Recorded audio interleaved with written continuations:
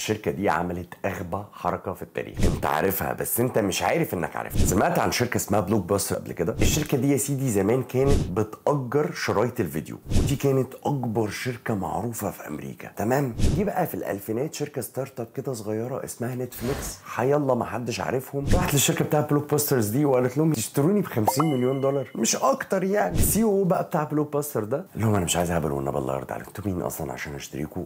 اطلعوا بره وما تجوش هنا تاني. يلا. وبعدين بقى سبحان الله اليوزرز بقى على الشركه الصغيره اللي اسمها نتفليكس العبيطه دي كتروا، وبقت نتفليكس هي البريمو.